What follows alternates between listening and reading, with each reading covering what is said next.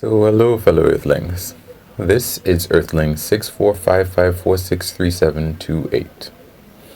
And I think that it is Brock Turner's father, a potential Olympic swimmer who raped an unconscious student at one of these Ivy League schools, and he only got maybe a couple of months in prison or probation or something. And I think it's his father who, in a very unfortunate way, said it best, which is, why should his son's life be ruined for 15 minutes of action? It's a horrible way to put it, and I was wondering beforehand, how am I going to say this? But it's a horrible way of saying, in many ways, the unvarnished truth. Why should anybody, and let me be clear, I am 100% sympathetic with the rape victim, even though she was unconscious. I'm 100% sympathetic for Brock Turner. I'm 100% sympathetic to any victim. My question is, though, all of these people, all of us, are machines. And usually, when we commit a crime, one can say that we were broken. It's faulty programming. And yet, the means, well, I'm saying means, there's no means of correcting it. We just have a means of punishing for it. And the punishment that we get from these people, it usually cannot help the victims. We just want to get our pound of flesh, and usually we want as many pounds as we can get, and then we're good. And I completely understand that. I usually try to get whatever ounce or pound of flesh that I can from the people around me when they hurt me. I need to see, to get them as upset as they got me. And then I'll feel satisfied. I don't think that that's unusual at all. If you feel that it is, maybe you haven't really looked at your life. Any argument that you've gotten into with somebody, if you use Twitter, if you use Facebook, you need to denigrate them for the most part, as much as you feel as they have disrespected or denigrated you. And, if you're a Christian and you believe in the Bible, that's been the way that it's been from Adam and Eve. God needed to punish Adam and Eve, not fix them. They did something wrong, and the wages of the sin or death is death. So that's what they were going to get. The Bible, I don't know, is anything with respect to fixing anybody, is just accept Jesus Christ. I don't know how Islam feels about it. I don't know how Hinduism feels about it, or most of these other religions, really. Actually, no, let's say Buddhism accepts that if you're bad in this life, you're going to get a worse next life. And I guess that's supposed to, I guess that is supposed to help you to come to terms with what you did and change. Except that, you never really, the units of learning in Buddhism seems to be an entire lifetime. So that one's a bit harsh. That said, it's probably better off than Christianity and Islam, where you don't get a redo. You just have to pay for your life for the rest of eternity.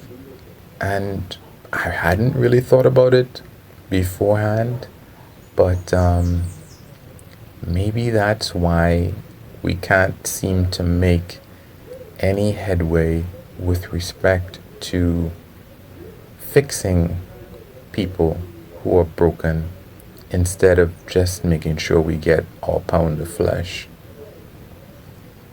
We just need to make them hurt as much as they hurt the other person.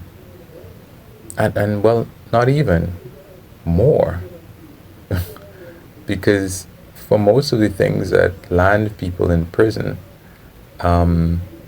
we can safely say that losing a year of your life, and that's, on the low end, losing 6 months of your life.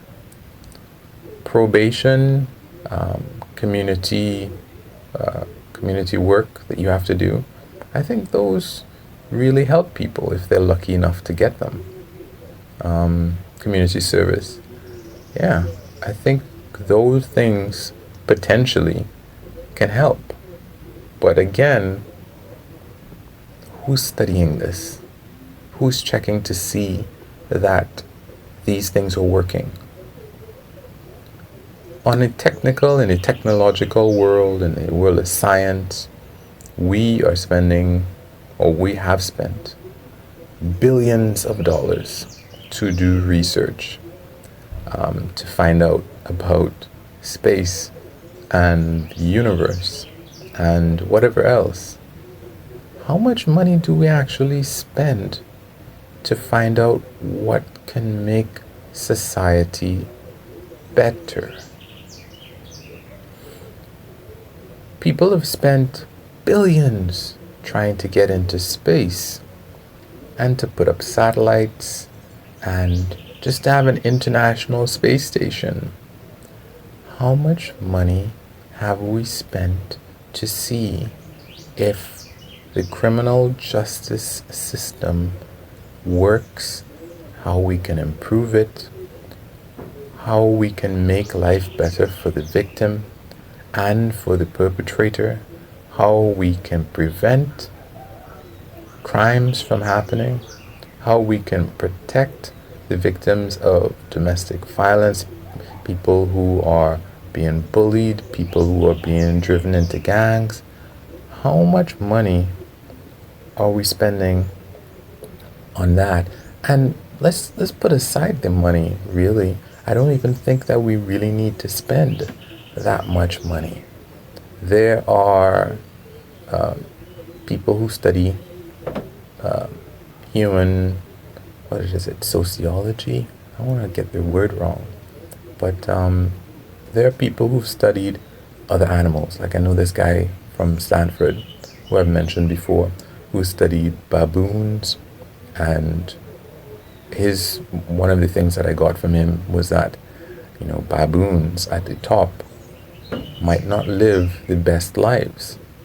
The ones that are mid-tier or even on the low end that have other baboons that care about them, they might have better lives than baboons like, I don't want to be insultive, but I guess I am, like Mr. Trump and the rest of us. Well, I am nowhere near that, but I just included myself, so not to completely denigrate Mr. Trump, but the truth is, we are supposedly advanced primates, right? And we can see it. Where I'm coming from is when we experience pain from someone else, and I have to admit that I fall into this category as well. Our first instinct is not usually to ask what might be affecting this person to make them do this. Their pain must be high, whether they feel that it's pain from me or pain from someone else that they're transferring to me because they can't take it out on that other person.